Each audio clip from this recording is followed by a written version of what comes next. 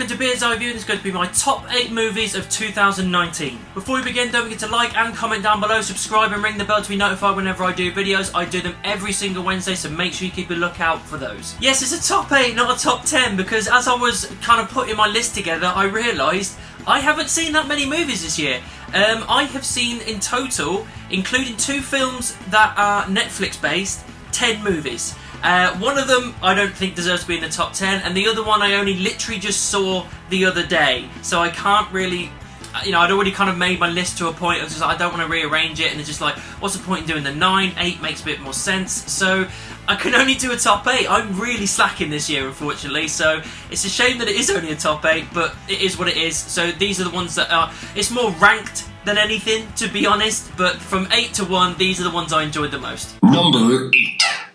In at number 8 is The Dirt, Motley Crue. It's a Netflix movie. It was a toss-up between this and The Irishman, the De Niro kind of thing, which is something I only just saw. I really enjoyed that. Honestly, it was a great film.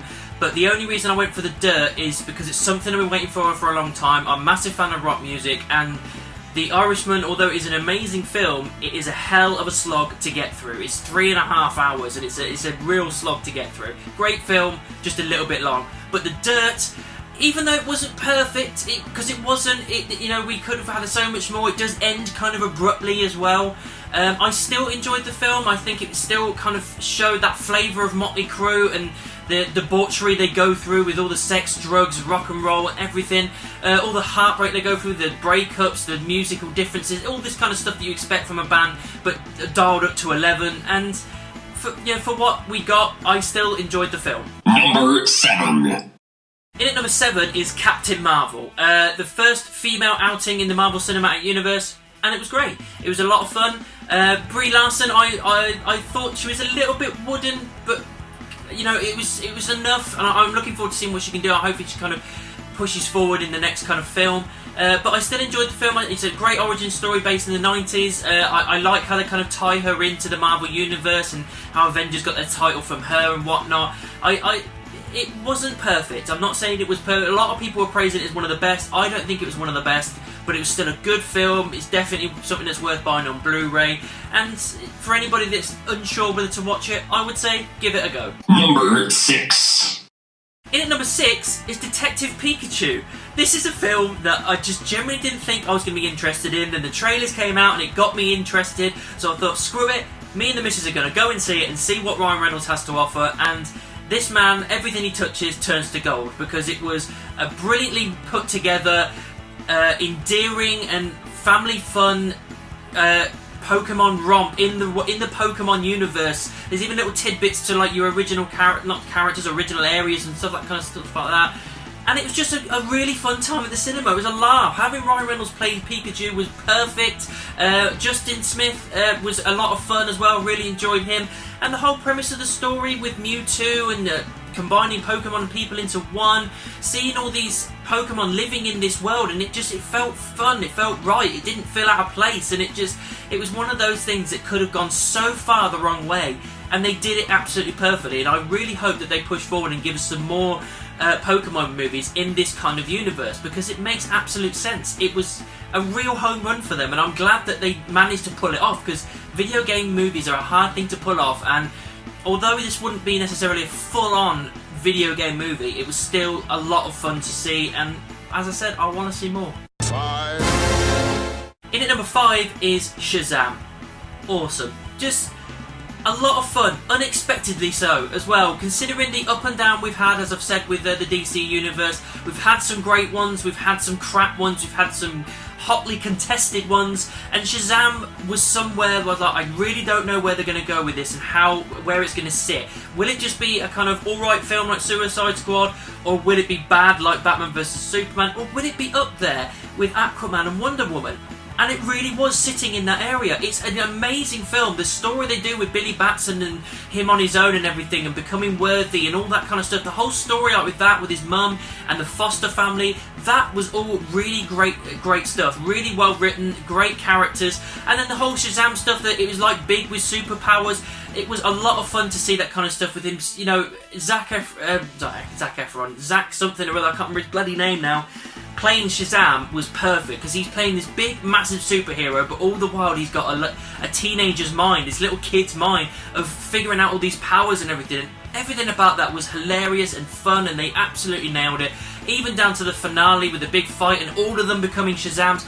All of it, just so much like superhero fun, you know what I mean? It wasn't too serious, and it didn't take itself too seriously. It just went like, let's just go balls to the walls with it and make it a lot of fun. And that's exactly what this film is. It's good fun, and it's definitely worth watching. In at number 4 is Far From Home. Spider-Man, the second outing for Spider-Man. It's the first film after Endgame, so it's the first film that's kind of dealing with the aftermath of the snap and the blip and them bringing it all back and that kind of stuff. The death of Tony Stark, all this kind of stuff. And indeed, they honestly do a really good job at that. Tom Holland as Spider-Man is still my favourite Spider-Man today. I know that's very hard for people to hear that love Tobey Maguire, and I still do. But Tom Holland just has this kind of charismatic feel to him that he's able to nail Spider-Man and Peter Parker so well together, and he's the character that I want to see for years and years and years to come. And I hope that Sony and Marvel can work out a deal where we don't just see him one more time in the MCU, that no matter what, we see him for a long time coming, because I love him in this role. Jake Gyllenhaal as Mysterio, perfect casting. All the stuff going on with that, with Mysterio's kind of the technology they've got and kind of pushing it back and using this Edith glasses stuff, all that stuff was really well done. I honestly, even like the action was great. I love seeing Spider-Man that's not in New York. I didn't think I would, but I really did enjoy seeing him in Paris, in Vienna, in London, all this kind of stuff. Really, really, really enjoyed that, and I really want to see more. Even down to the cliffhanger at the end with Jameson, that was awesome, and everybody knowing who Peter Parker is at the end. All of that was just really well done. It's stuff that you don't expect to happen, and they do it, and it works, and it gets you hyped for the next film. This was just a real good time at the cinema. It hit loads of the emotional notes that it needed to. It had a lot of comedy, a lot of action, and did everything it needed to do for a Spider-Man film, all the while dealing with that aftermath of Endgame. Honestly, they did such a great job of making this a really good, solid Spider-Man film. In at number 3, probably somewhat controversially so, is Joker. People are probably going to put this at the top of their list for films this year, and it's rightly so. I understand that, but there's a couple of others that are a little bit more near and dear to me, which you can probably guess what they are anyway. But Joker was that unexpected thing where it had all the right things. It was ticking all the right boxes with Joaquin Phoenix and directors and the way they were doing things. And we worried whether or not it would work with an origin story for Joker, and my god did they deliver on this. The way that they put this performance forward, it is not an action movie, it is not a standard comic book movie, it is all about the Joker. There's not a scene that he isn't in, and Joaquin Phoenix just delivers this absolutely incredible performance of this character that's down on his luck, being kicked and pushed down by society, and slowly turning and becoming more crazy and more ridiculous, and to the point where he starts killing, and all that, everything that steamrolls, and everything feels earned, everything feels perfectly done with this character, that you feel sorry for him, you feel angry for him, then you're pissed off at him, and then you feel like he's been justified in certain ways. There's so many emotions and so many twists and turns in this film, and it's paced absolutely beautifully. This film is going down as one of the best comic book films ever because of how well they did it. Even with the loose ties to Gotham and the DC Universe and Batman, they do it, but they don't rely on it necessarily. It is the Joker's movie, and it's an absolute home run of a film. It really is incredible. I can't wait for it to come out on Blu-ray because I'll definitely be picking it up. In at number 2, again a little bit controversially so, is Star Wars The Rise of Skywalker. This is a mixed bag of a film for a lot of people. There's people that loved it. I'm one of those people. There's people that hated it. And there's people that just kind of came out of the cinema going, that was alright. For me, I loved it. I gave it a really high rating. I'm going to see it again. It's still a good Star Wars film. It's a Star Wars film. I know that's biased. I know that shouldn't be an excuse, but we're in 2019, almost 2020, and we're seeing Star Wars on the cinema.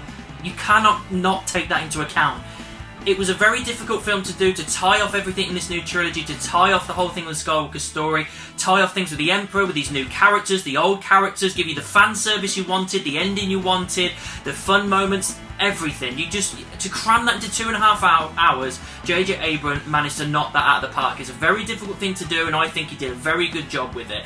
I won't go into spoilers with this one because it is very, very fresh.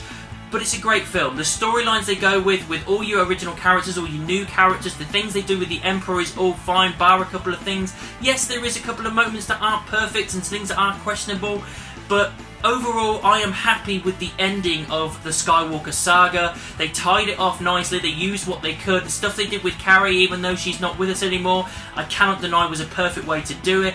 Everything to do with Rey and Kylo Ren is great. It's a great ending. It's not perfect, but you know what film is perfect? I still left with a smile on my face. I still sat there going, this is a nice way to kind of tie off our characters. This is a nice way to kind of close the book on it. It's a great film. It really is. And as I said before in my other review as well, special effects, practical effects, action moments, comedy moments, lightsaber battles, space battles, everything's in there. It gives you everything you need out of a Star Wars film, as well as a closure. It's a great film. I recommend going and seeing it, and I definitely recommend picking it up on Blu-ray when it comes out later on this year. In at number 1 is Avengers Endgame. Now, it's a difficult pill to swallow for me because normally when a Star Wars film is out, that's normally at the top of the list. But Avengers Endgame just hit the emotional notes and the endings that it needed to hit, and it did it better than Skywalker did. It just capped off absolutely everything with these original 6 characters, as well as going forward in new directions with new characters. It capped off everything with Thanos really, really well.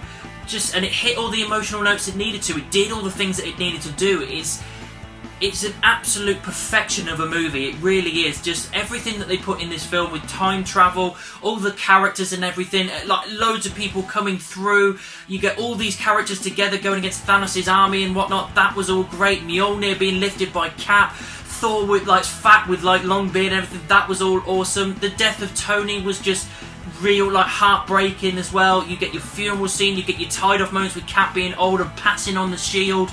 All of that was absolutely incredible. Loads of action, loads of awesome moments. I cannot deny that even there's a couple of moments watching it for the first time, I proper filled up. I filled up when everybody was coming through the portals and I was like, I can't, just because my little kid inside was going, I cannot believe I'm actually seeing this on the screen. Something you would want as a kid growing up, all your superheroes coming together, and it was awesome. Then obviously naturally you kind of tear up with the whole Stark death and funeral and everything, but as I said, it made me fill up, and that's the thing that Skywalker didn't do. It didn't make me. It was emotional, but it wasn't emotional to the point where it made me fill up and made me get really emotional the way I did with Endgame. It just hit every note absolutely perfectly. As I've said a million times already, it's perfect. It's a perfect end to our MCU Infinity Saga.